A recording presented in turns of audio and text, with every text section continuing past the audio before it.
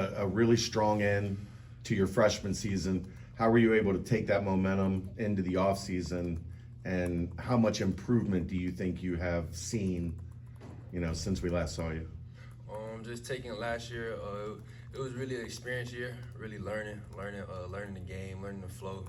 Then at the end of the year, I had more minutes, so I had stronger performances. So just going into the off season, just seeing what I really need to work on, and just building on it this summer, this preseason, and a lot of film. Me and coach watched a lot of film, just working on my game, seeing where I could improve, and really being a better leader, floor general, PG. So yeah. We didn't see you at Pitt, but the Ohio State game, you did enough, but you didn't have to do as much that game. What do you see from your teammates? Is that fun for you sometimes, just to sit back and watch the other guys get the glory? Yeah. Being a point guard, you really want to see everybody shine. It's really not all about you. Last year, I used to come in with a scoring mentality, but this year, I'm more of a team-oriented player. I really want to see everybody flourish. So I try to get everybody open and into their spot. So I think it opened up for me. So yeah. Jizzle, Dan and CMOS have been open about, other programs kind of talking to them about trying to get them to transfer. What ultimately led to you deciding to stay at Cincinnati and committing to Wes Miller again? Yeah, it wasn't even a thought. Just seeing what I did my freshman year, I knew I could build on it. Really just being in the city, the crosstown shootout, it's just things you want to come back for.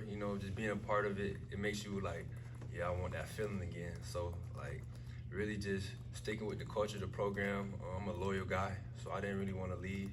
So yeah, just being loyal.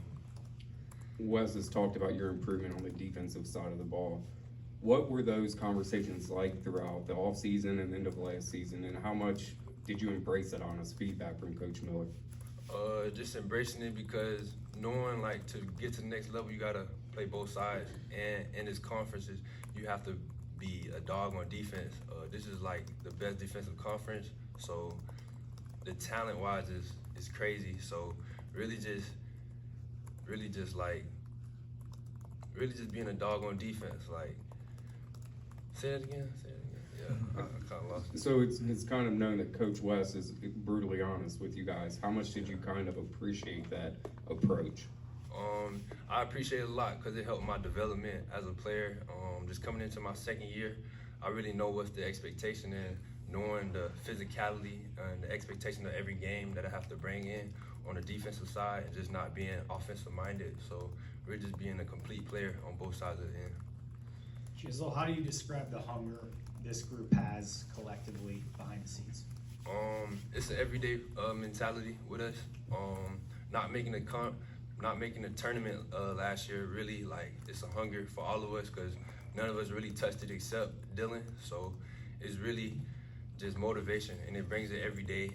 Seeing all the close games we had last year, it's really it's on our head still. So we think about that every day as we compete, we battle with each other, and really just making that next step is really our big goal. You saw Day-Day go down at the end of last season, and you stepped up big time, and then now he's we don't know what his status is for Monday, but are you guys better when you guys are together, and do you think we'll see a lot of you and him on the court at the same time? Yeah, definitely. You got two guards that really have the dog mentality, so I think we definitely are better. And it hurts that he's out right now, but I think everybody know that we have to fill his shoes, because he's a big key of our success, our program. He's one of our leaders, so we know we need him, but it gives everybody a chance to step up and become a part of the team, and really just feel the expectations what's needed on the defensive end and on the offensive end. So yeah. When you come in as a freshman, you probably think you have a really good idea of basketball and what it takes.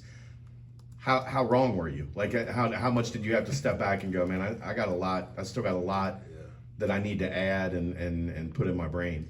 It's really just going through them games of them slumps. Last year I had a couple slumps where I wasn't playing my best, and I had to come to realization this is big time basketball. So it really just amps up your level of practice intensity And when you're working out, you really try to work on what you do in the game. So it's really like experience, film, you know, the little things, and you see what helps, what translates. So, yeah. Jizzle, Rayvon took the red shirt last year. How excited are you to see him get on the court and see some game action for you guys this year? I'm very excited. Just seeing all the work he put in, it really was tough last year, just not being able to play for him because he's from the city of Cincinnati. So just seeing all the work he put in and how it plays off. So just y'all seen the Ohio State game, how much he brings to the team. He elevates our energy, you know. So it really it's really a blessing in disguise if you think about it. Like it helped him. He see what he needed to work on, and like he sees the court differently. You know, like when you're on the bench, you see what's going on in the game from a different aspect. So, you know, he saw that all year. So I think it's going to be big for us, big for the city and the program. Do you think defense was the biggest thing you worked on this offseason individually? What would you say is the number one kind of attribute you were trying to sharpen? Defense, I could say my perimeter shooting, you know, becoming more of a deep threat shooter. So, you know, I could help bring the defense out more, you know, so I could create for others, create for myself. So it was a lot of things. My IQ, you know, seeing the floor better. I really want to have a better assist to turnover ratio this year, you know, really, and getting to the free throw line, you know. I really want to be aggressive and, you know, draw fouls, you know, make the team guard us so I could open it up for our shooters, you know, help CMOS, you know, get open, stuff like that. Lob threats for AZ, you know.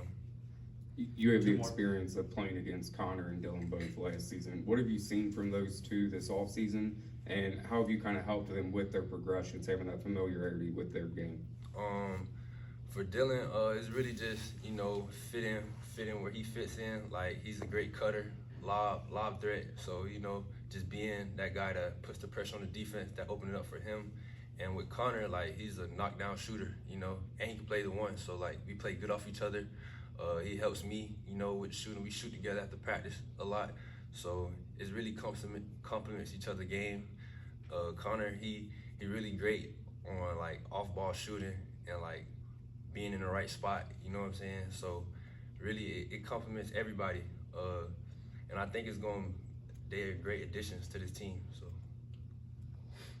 Jizzle, you're talking about Connor Hickman a little bit more. What were you able to learn from him, being a younger point guard there, and he's been a guy that's been around now entering his senior season? What veteran advice were you able to get from him?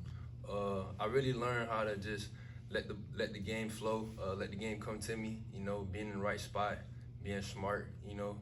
I really learned from an IQ standpoint of how to find my niche in some things, like when I don't have the ball, how can I be effective?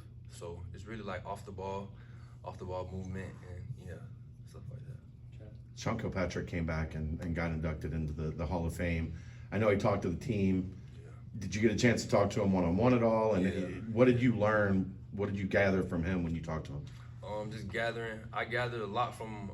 He told me he was here for 5 years. Like, it blew my mind, you know. And he told me it's just an everyday thing. Like, you have to stay at it. Like, you know, you're gonna have your downs, you have your ups. When you thinking is like, you probably don't even want to play basketball no more. You know, you might have them thoughts, but ultimately he told me just to keep going, every day and stay in the gym, stay at it. So just the little things. He really preached the little things. So, yeah.